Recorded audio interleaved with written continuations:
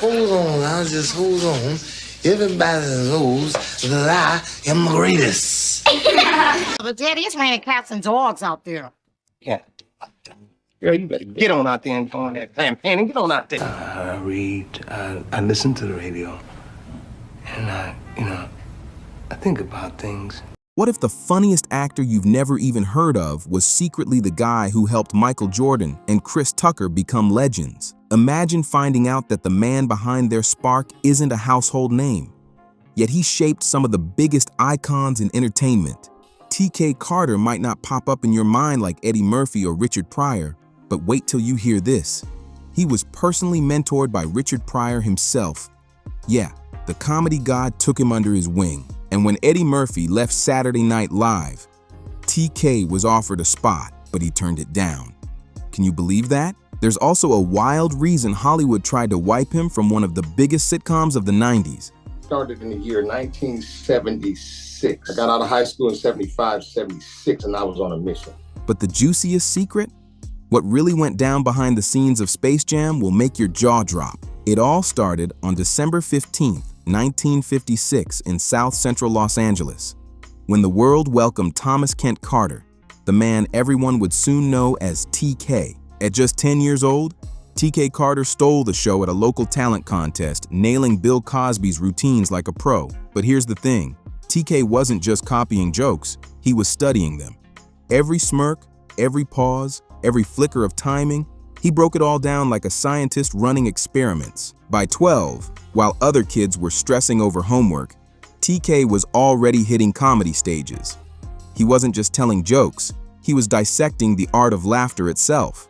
That's wild, right? After crushing it in high school as a track champion, he rolled into Citrus Junior College, but his real finish line came in 1976 when he scored his first pro gig on Policewoman. Then came the real grind. He clocked in a year at Disneyland as a ride operator on Pirates of the Caribbean, and as he later laughed about it, he was the only black pirate with a white eye patch. But TK wasn't just chasing paychecks. Every gig was part of his training ground.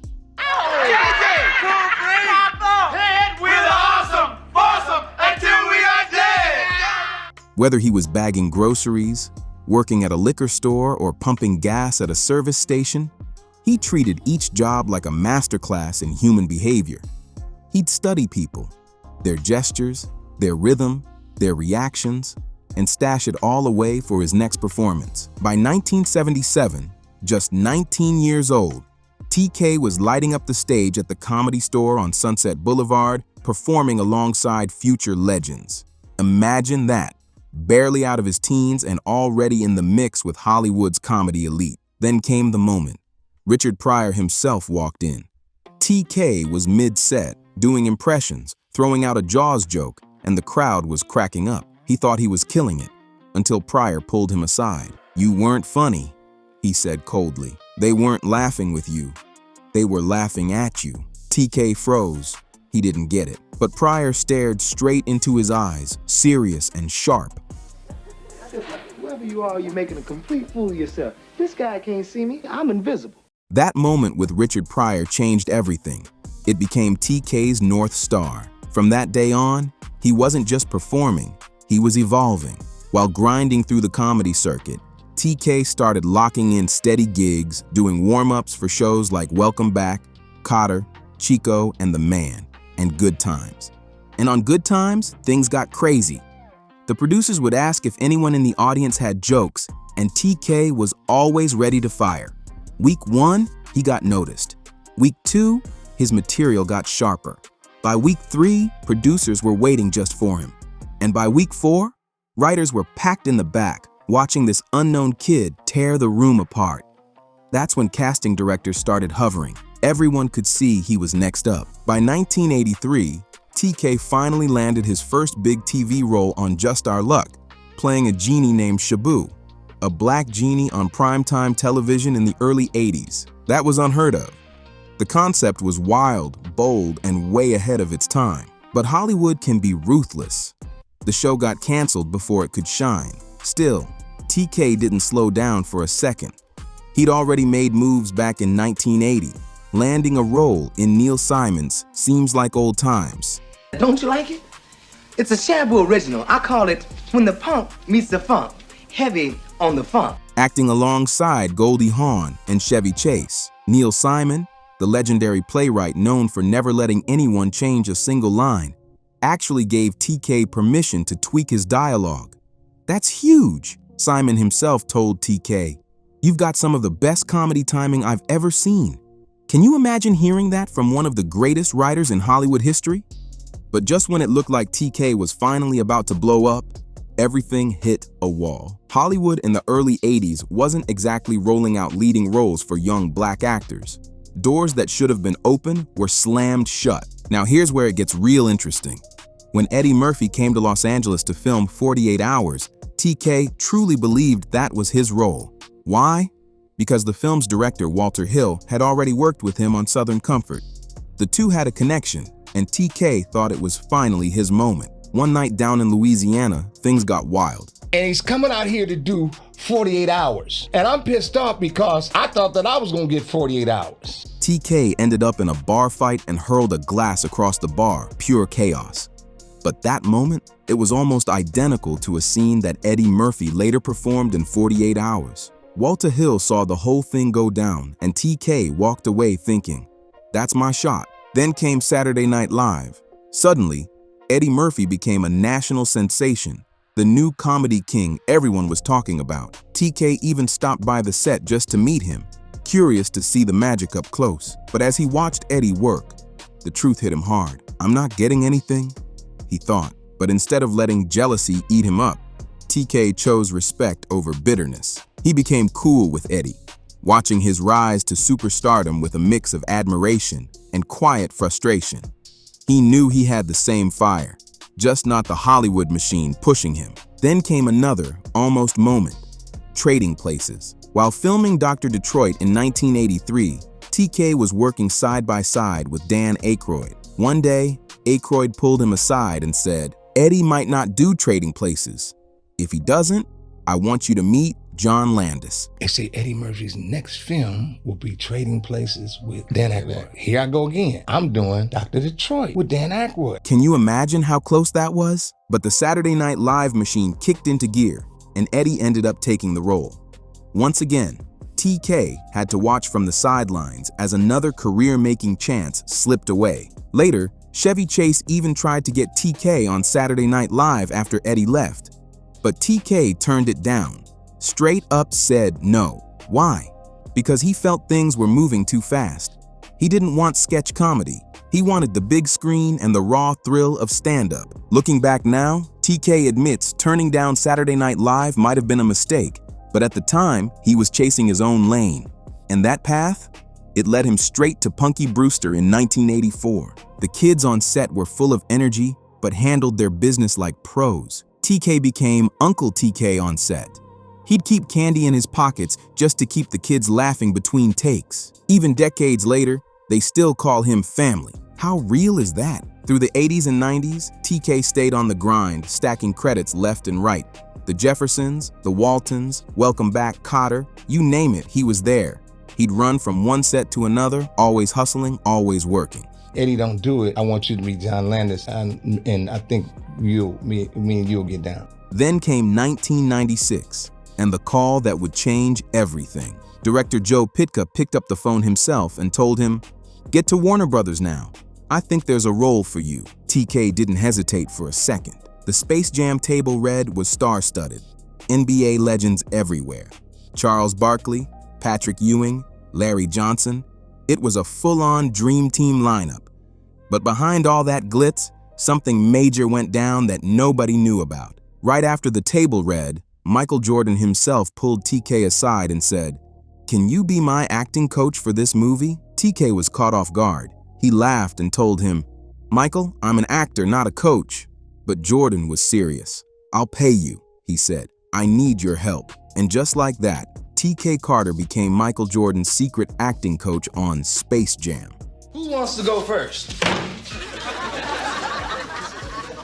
He worked with MJ line by line, scene by scene, teaching him how to relax, hit the beats, and own the screen. By the time filming wrapped, Jordan didn't need coaching anymore, and he made sure everyone on set knew who helped him get there. He told the crew straight up, "If you need anything, talk to TK Carter. Don't mess with me." Before long, even basketball players were coming to TK asking for autographs, advice, and Hollywood connections.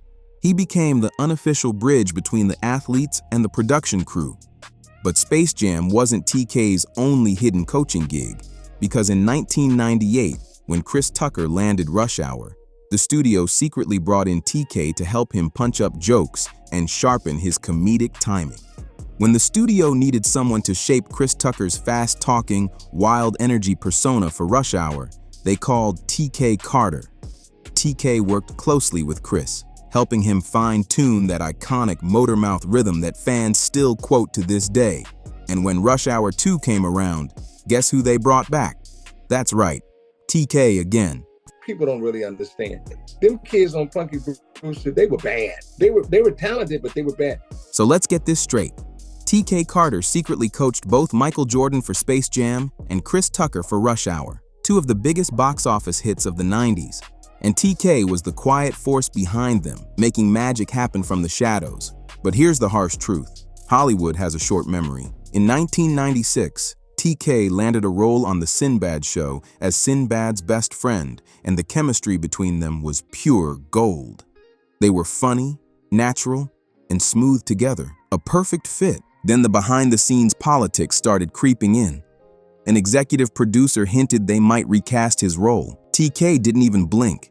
He told them straight up, "I'm pay and play. You want me gone? Write the check." Bold move, right? What they didn't know was that TK's brother happened to be a top litigation attorney for Disney. Word got around fast, and Jeffrey Katzenberg himself stepped in. He showed up on set and said, "TK Carter goes nowhere.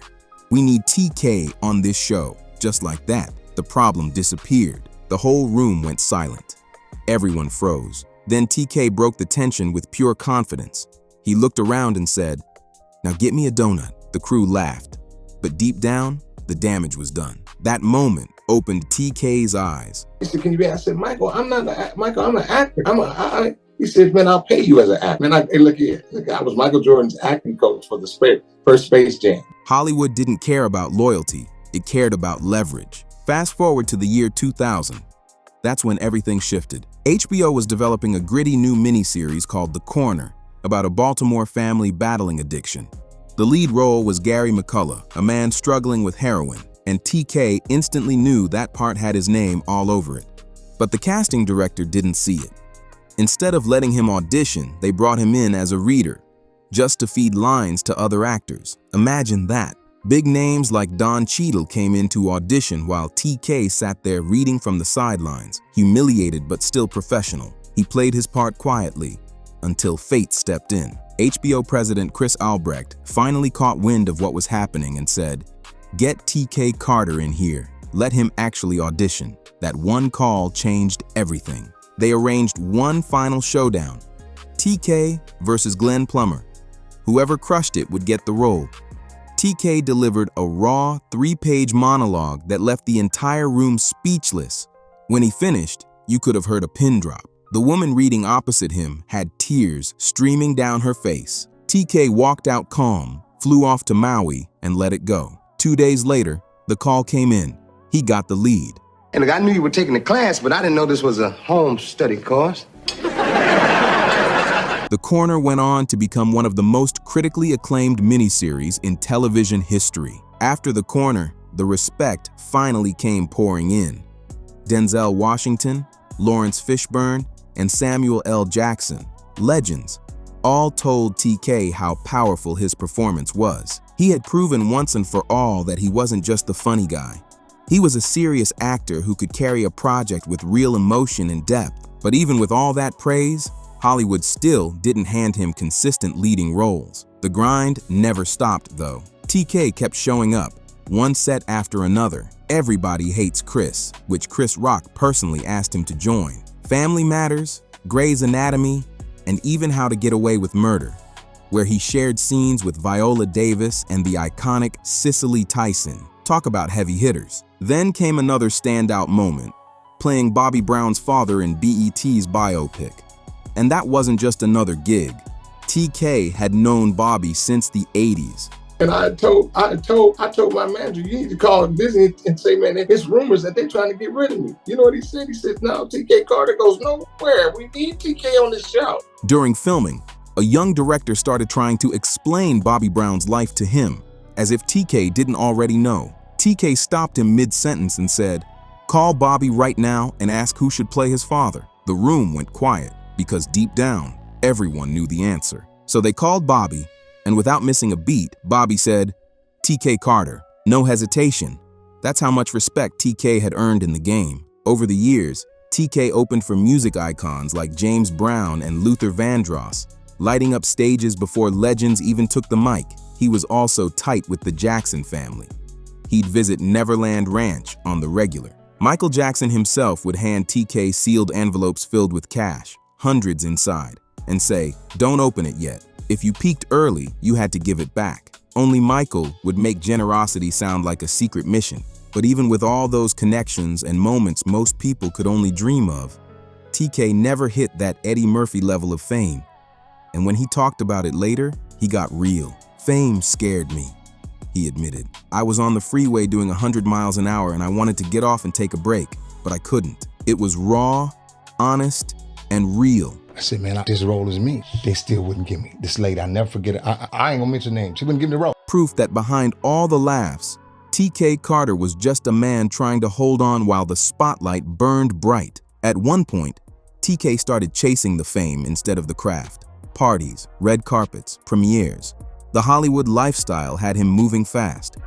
But as director Robert Townsend once told him, "Every party you go to, that's a script you're not writing." That line hit hard, and it stuck with him for life. Now, at 67 years old, TK Carter has found real balance.